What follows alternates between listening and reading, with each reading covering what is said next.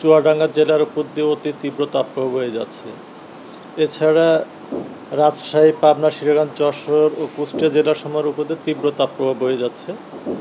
দিনাজপুর, রাঙ্গামাটি, চাঁদপুর, ফেনী ও বান্দরবান জেলাসহ রাজশাহী ও খুলনা বিভাগের অবশিষ্ট জেলাসমূহ এবং ঢাকা ও বরিশাল বিভাগের উপর দিয়ে মৃদু থেকে মাঝারি ধরনের তাপপ্রবাহ বয়ে যাচ্ছে এবং তা অব্যাহত থাকতে পারে। এবং এই তাপপ্রবাহ অব্যাহত থাকার জন্য আমরা আজকে সকাল 9:30টার সময় আবার 72 ঘন্টার জন্য তাপপ্রবাহ সতর্কবার্তা জারি করছি। আর এখনকার যে যে বৈশিষ্ট্য, এই সময়টা যে বৈশিষ্ট্য, এই বৈশিষ্ট্য যে তাপপ্রবাহটা কিন্তু স্বাভাবিক একটা প্রক্রিয়া এবং এই সময় যে তাপমাত্রাটা 41-42 ডিগ্রি এটাও স্বাভাবিক। কারণ গতকালকে আর যে সর্বোচ্চ তাপমাত্রা যেটা দেশে রেকর্ড করা হয়েছে চুয়াডাঙ্গায় 42.7 ডিগ্রি এবং এর আগের দিনে কিন্তু চুয়াডাঙ্গাতে দেশের সর্বোচ্চ তাপমাত্রা ছিল 42.7 ডিগ্রি। হ্যাঁ, তবে এই তাপমাত্রাটা যে অস্বাভাবিক না, কিন্তু অস্বাভাবিক যে ব্যাপারটা সেটা হচ্ছে দীর্ঘমেয়াদী তাপপ্রবাহ। এটা এই মাসের শুরু থেকে মোটামুটি শুরু হয়েছে এবং এখন অদ্যাবধি এটা অব্যাহত রয়েছে।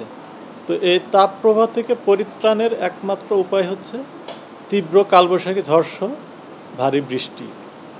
তো এখন পর্যন্ত আমরা কিন্তু ওইভাবে কিন্তু তীব্র কালবৈশাখী ঝড় বা ব্যাপকভাবে বৃষ্টিপাত পাই নাই। দেশের কোথাও বিক্ষিপ্তভাবে বৃষ্টি হচ্ছে এবং বিশেষ করে বেশি বৃষ্টি হচ্ছে সিলেট বিভাগে। সিলেট বিভাগে কিন্তু আপনার ওইবার তাপপ্রবাহ নেই এবং অন্যান্য অঞ্চলে যে বৃষ্টিপাত হচ্ছে সেটা কিন্তু তাপপ্রবাহ প্রশমনের জন্য যথেষ্ট নয়। তার কারণ এই সময় যে বৃষ্টি হচ্ছে এটা লোকালি কিছু বৃষ্টি হচ্ছে এবং আধা ঘন্টা বা 1 ঘন্টার মধ্যে মেঘমেলা হয়ে ওই জায়গাতে বৃষ্টিপাত হচ্ছে, ওইখানে সাময়িক তাপমাত্রা কম আছে, কিন্তু ব্যাপকভাবে তাপমাত্রা কমানোর জন্য এই বৃষ্টিপাতটা যথেষ্ট নয়।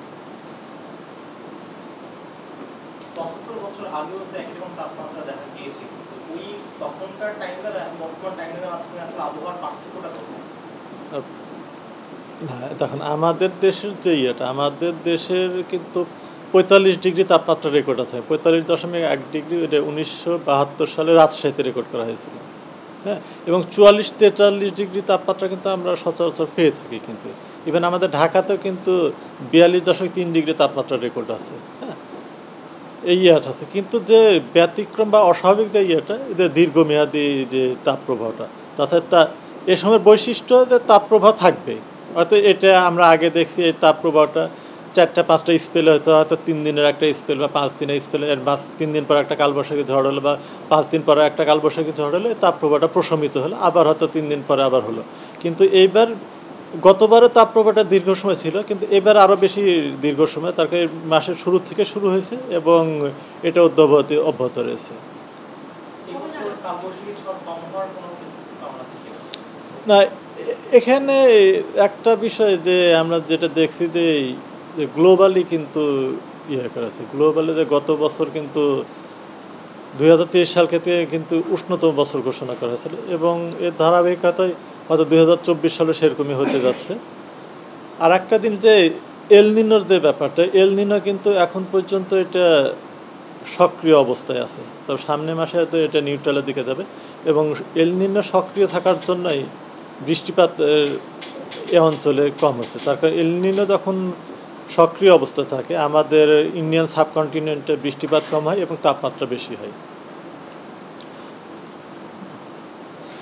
আচ্ছা, ওই যে তাপমাত্রার তুলনায় অস্বস্তি বেশি লাগে, ফিলস লাইক তাপমাত্রা বেশি লাগে, এর কারণে আসলে তাপমাত্রা না, আমি যেটা বললাম, আমরা চুয়াডাঙ্গাতে রেকর্ড করা হয়েছে 42.7 ডিগ্রি এবং ঢাকায় রেকর্ড করা হয়েছে গতকালে 37.4 ডিগ্রি। আমি বলছি 37.4 ডিগ্রি ঢাকার তাপমাত্রা, কিন্তু একজন মানুষ হয়তো ফিল করছে তার চাইতে বেশি, হয়তো 40 বা 41 ডিগ্রি তাপমাত্রা ফিল করছে। যশোরে দেখা 45-46 ডিগ্রি ফিল করছে। এটা আসলে নির্ভর করছে বাতাসে জলীয় বাষ্পের পরিমাণটা কীরকম আছে। জলীয় বাষ্পের আধিক্য যত বেশি হবে তার ফিল্ড টেম্পারেচারটা তত বেশি হবে, যত কম থাকলে সেটা কম হবে। এটা মূলত ফিল্ড টেম্পারেচার মূলত নির্ভর করে বাতাসে জলীয় বাষ্পের উপর।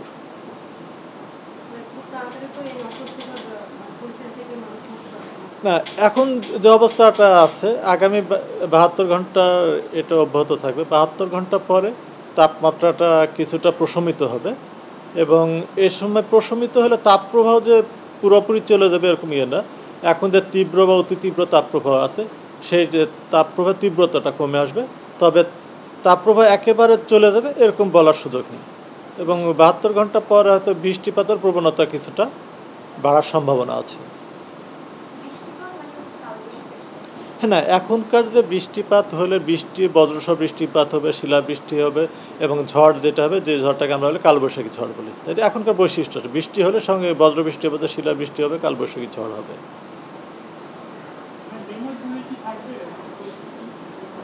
বুঝলাম না।